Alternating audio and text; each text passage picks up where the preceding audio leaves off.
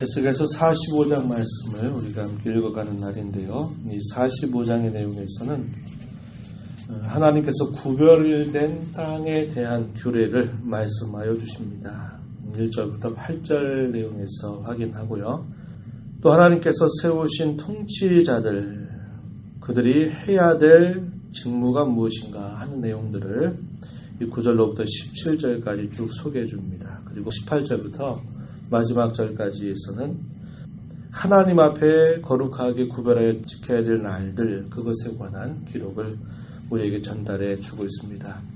당시에 이 말씀이 에스겔을 통해서 그 백성들에게 전달되는 때는 자유민으로 있는 것이 아니라 이 바빌론의 포로 생활 가운데 있는 그들에게 이러한 말씀을 전달하시는 것이죠. 눈에 보이는 성전은 다 무너져 버려 있는 상태였고, 그들이 살던 땅은 이미 멀리 떠나와서 전혀 낯선 땅에서 생활을 하고 있는 그런 상황 속에 하나님께서 에스겔을 불러서 그 백성들로 하여금 소망의 메시지를 전달하시는 겁니다. 땅에 대한 분배의 이야기들을 하면서 하나님께서 거룩한 땅을 구별하셔서 그 백성들에게 분배할 것을 말씀하시는 것은 그들로 하여금 이 바빌론의 포로민으로 생활하는 것이 여기서 우리가 어쩔 수 없는 운명으로 있어야 될 곳이 아니라 하나님께서 장차 또 우리를 약속하신 땅으로 인도하시겠다라고 하는 이런 소망을 그들로 갖게 하신 것이죠. 언제나 그러하듯이 하나님의 백성들이 하나님을 바라보지 않고 자신들을 바라보고 그저 자신들의 생각대로 하고 싶은 대로 살아간다면 거기에는 아무리 환경이 좋고 아무리 상황이 좋다 할지라도 거기에는 소망이 없는 겁니다. 그러나 반대로 아무리 처지가 어렵고 힘든 상황이라 하더라도 하나님만을 바라볼 때에는 거기에 참된 소망이 있다는 것을 우리는 알게 되는 것이죠. 왜 그 백성들이 그 땅에 갈 수밖에 없었느냐? 하나님을 외면했고 하나님을 등진 그들의 태도가 오랜 시간 동안 만성적으로 굳어지게 되면서 스스로 회복될 수 없는 지경에 이르렀기에 하나님께서 그들을 그러한 자리로 인도하셔서 그들로 하여금 자신들이 의지했던 모든 상황들이 자신들을 보장해 주는 것이 아니라 그 모든 상황을 주장하시고 이끄시는 하나님만이 자신들의 진정한 보장이 되고 그들을 인도하시는 분임을 깨닫게 하시는 것입니다. 그들의 상황은 절망의 땅에 있는 것처럼 보이지만 하나님은 그 백성들에게 하나님의 귀한 약속을 전달해 주고 계시는 겁니다. 본문 1절로부터 8절 보게 되면 하나님께서 땅을 분배하는 기록들을 알려주고 있는데요. 제비를 뽑아서 땅을 기업으로 삼게 하실 때에 한 구역을 거룩한 땅으로 삼아서 하나님 앞에 예물로 드리라, 이런 말씀을 하십니다. 1절 말씀에 그렇게 말해요. 그렇게 말하면서 그 거룩한 땅의 가장 중심에 성소를 두게 하시는 겁니다. 그 성소에 대한 말씀은 우리가 앞에서 여러 장들을 통해서 읽어봤던 그런 말씀의 내용입니다. 옛적에 이스라엘 백성들을 애굽에서 건져내신 다음에 그들로 광야 생활을 향해서 전진해 갈 때 항상 회막 혹은 이 성막을 중심으로 해서 12지파가 세 지파씩 사방, 동서남북 사방으로 진영을 꾸리면서 행진을 하기도 하였고 또 머물기도 하는 그런 모습이 있었죠. 그걸 통해서 하나님이 그 백성들에게 보이셨던 것은 그들의 삶의 초점과 중심이 늘 하나님께서 임재하시는 것에 그 초점이 모아져 있다는 것을 그들에게 실제적으로 깨닫게 하시려고 하는 뜻이 있었습니다. 하나님께서 땅을 제비 뽑아 나눌 때에 거룩한 땅의 한 중심에 성소를 두게 하시는 것, 그것은 하나님 백성의 삶의 중심은 오직 하나님 중심의 삶이 되어야 된다, 이렇게 가르쳐 주는 겁니다. 그것을 말씀하시고 또 그 가운데서 이 성소의 직무를 감당할 제사장들에게 그들이 거주할 땅을 구별하여 주십니다. 그리고 그 성전에서 또 섬기게 될 레위 사람들을 향해서 20마을을 그들에게 돌릴 것을 말씀하세요. 그 말씀의 내용이 2절로부터 5절까지 쭉 소개가 됩니다. 4절 말씀에 보면 그것은 성소에서 수종드는 제사장들에게 돌리게 하고, 5절에 보면 레위 사람에게 또 땅을 주어서 마을 20을 세우게 하셨다, 이렇게 표현되어 있습니다. 그리고 성읍에 기지된 땅의 좌편 우편 땅, 이것을 왕의 소유로 돌리라고 말씀을 하십니다. 7절 말씀 보면 그렇게 말하죠. 그리고 6절 말씀에서 보면은 이스라엘 온 족속들에게 돌리는 그런 명령을 내리십니다. 여기 가장 중요한 것은 뭐냐면 이 모든 것이 거룩하다는 겁니다. 그들의 삶의 모든 것이 이 거룩함으로 특징 지워지는 모습을 가르쳐 주고 있습니다. 그리고 나서 9절로부터 17절 말씀을 보면 통치자들에게 주어지는 직무가 무엇인가 이렇게 표현합니다. 그들에게는 자신들에게 주어지는 것으로 만족하게 여기는 태도를 가져야 된다, 이렇게 말하고요.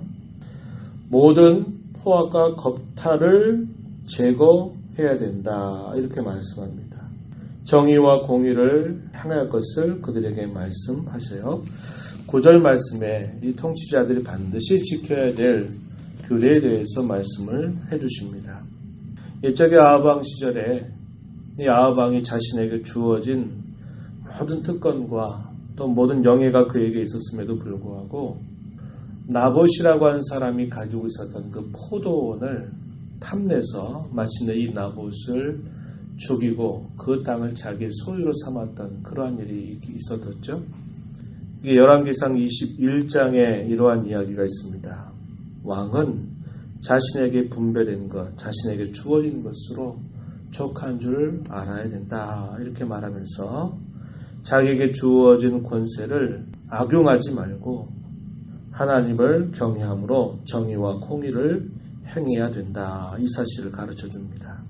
그리고 10절로부터 12절에 보게 되면 공정한 저울, 공정한 에바, 공정한 밭을 쓰도록 해라. 여기 저울이나 에바나 밭, 이것은 무게의 단위를 나타내고 있는 표현들입니다. 그들이 백성들 앞에서 살아갈 때 정직하고 공정한 삶을 살아가도록 힘써야 되고, 백성들로 하여금 그러한 삶을 힘써가도록 해야 된다, 이것을 가르쳐 줍니다. 이것이 왕이 그 백성들 앞에서 행해야 될 거룩한 삶의 모습임을 가르쳐 주고 있습니다. 그리고 14절 말씀에 보면요, 백성들로 하여금 하나님께서 정하신 예물로 이스라엘 왕에게 드리게 하고요, 왕은 그 받은 것 가운데서 그의 본분을 행해야 되는데 백성들의 죄를 속하기 위해서 속죄제와 소제와 번제와 감사제물을 갖추도록 하라고 하는 명령을 내려주신다고 하는 겁니다. 그 거룩한 땅에 살아가는 그 백성들, 그들은 거룩한 자들이기에 왕도 백성도 다 하나님께서 마련해 주신 그 거룩한 삶을 힘써 가야 됨을 이 본문을 통해서 말씀하고 있습니다. 그리고 그러한 거룩한 백성들이 하나님 앞에 지켜야 될 날들에 관해서 18절부터 마지막 절까지 그 내용을 소개해 줍니다. 정월 초 하룻날이 되면 성소를 정결하게 하라 하는 명령을 내려주시고, 그달 7일에 되면 모든 과실범과 모르고 범죄한 자를 위해서 그 날을 드릴 것을 말합니다. 20절 말씀에 그렇게 말하고, 6월절 절기를 지키는 일들에 관하여서도 말하고, 또 7월 15일 유대인 절기로서 장막절기 이때에도 또 그것을 구별해서 하나님 앞에 제사를 드릴 것을 말하는 겁니다. 그래서 거룩한 땅, 거룩한 백성, 이들이 하나님 앞에 드려야 될 거룩한 절기들, 이것을 말해서 그들의 삶 전체가 이 거룩함이라고 하는 것 안에 그들의 삶이 규정되고 있다는 것을 우리에게 잘 보여주고 있습니다. 아브라함이 오랜 시간들을 살아가면서 마침내 묻힌 곳은 햇사람에게 정당하게 돈을 주고 산 막벨라 굴이라고 하는 곳을 소유로 삼고 그가 떠나갑니다. 하나님께서 자신에게 그 모든 땅을 기업으로 주겠다고 말씀하시는데 정작 아브라함은 그가 죽을 때는 이방 사람에게 값을 주고 산 땅에서 그가 매장이 되는 것이죠. 하나님 그의 삶을 통해서 그에게 말씀하시는 참된 약속은 뭐냐면 이 땅의 그 어떤 것이 그의 진정한 소유가 아니라 바로 하나님 자신이 그에게 진정한 기업이고 하나님 자신이 그에게 진정한 상급이 되겠다고 하시는 것을 그의 삶을 통해서 말씀해 주는 겁니다.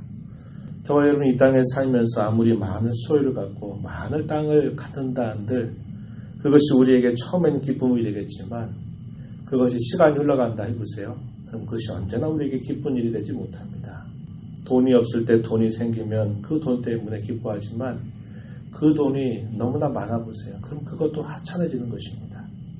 재산이 많은 것도 그러하고 우리가 가지고 있는 소유물이라고 하는 것도 없는 사람에겐 그것이 생겨나면 그것이 처음엔 기쁘지만 그게 계속되면 그것도 역시 그렇지 못하다는 것을 알게 돼요. 하나님이 아브라함에게 또 그의 백성들에게 하나님이 약속하시는 그것은 많은 보화를 너에게 주겠다. 많은 것을 너에게 소유로 주겠다. 라고 하는 것에 그 진정한 약속이 있는 게 아니라 바로 내가 너의 상급이다. 내가 너의 참된 보상이다. 라는 것을 삶을 통해서 깨우쳐 주시는 것입니다. 창세기 15장 1절 말씀에 보면 이런 말씀 말이죠. 아브라함이 하나님께서 나타나시면서 말씀하십니다. 아브라함아 두려워하지 말아라. 내가 너의 지극히 큰 상급이다. 이런 말씀을 하십니다. 다윗은 그가 왕으로 기름 부음을 받고 난 다음에 바로 왕자에 앉은 것이 아니었습니다. 참으로 많은 시간들 동안 무고한 시련을 당하게 되죠. 사울과 그의 군사들에 의해서 쫓기는 오랜 방랑의 생활을 합니다. 그런 방랑 생활 가운데 그가 깨닫고 고백하는 내용을 보면 시편 18편 이런 내용들 보게 되면 하나님만이 나의 진정한 보상이시고 하나님만이 나의 진정한 피난처고 나의 산성이고 나의 요새고 나의 풍깃이 되신다라는 이런 고백을 하는 겁니다. 이 땅 그 어느 것이 우리에게 만족을 줄 수 있는 것은 없어요. 보아도 그러하고 어떠한 소유도 마찬가지입니다. 하나님이 저와 여러분에게 약속하시는 진정한 보상은 바로 하나님 자신을 우리에게 상급으로 주시겠다고 하는데 있는 것입니다. 우리가 그러한 하나님을 우리가 알고 모시고 살아가는 자로 이 땅을 살고 있음을 기억해야 합니다. 그리고 그 하나님만이 나의 모든 것이 된다라고 하는 이 사실을 믿음으로 바라보면서 이 땅에서 우리를 거룩해 하신 그 하나님의 은혜를 감사하면서 우리의 말과 행실과 우리의 모든 삶에 있어서 거룩한 백성으로 늘 살기를 다짐하고 은혜를 구하며 우리의 삶을 힘써 가야 할 것입니다. 이런 하나님의 은혜가 언제나 우리 모두에게 함께 하기를 진심으로 바랍니다. 하나님 아버지 감사합니다. 오늘도 저희들에게 주시는 말씀을 통해서 또 우리에게 베풀어 주시는 하나님의 은혜 또 그 은혜를 받은 자로 우리가 이 땅에서 어떻게 살아야 될지를 다시 한번 일깨워 주심을 감사합니다. 이 땅에 있는 것으로 이 땅에 소유한 것으로 이 땅에 누리는 것으로 우리에게 영원하고 진정한 것이 무엇인가를 늘 일깨워 주시는 하나님의 손길을 깨닫게 하여 주옵소서.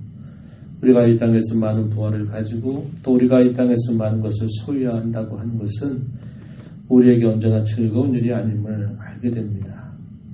하나님만이 우리의 피난처요 하나님만이 우리의 산성이요 우리의 의지할 바위가 되시고 우리의 분깃이 되시고 우리의 상급이 되심을 언제나 믿음으로 바라보며 매일매일 살아가는 저희들의 삶이 하나님과 동행하는 삶 거룩한 삶을 힘써가도록 인도하여 주옵소서.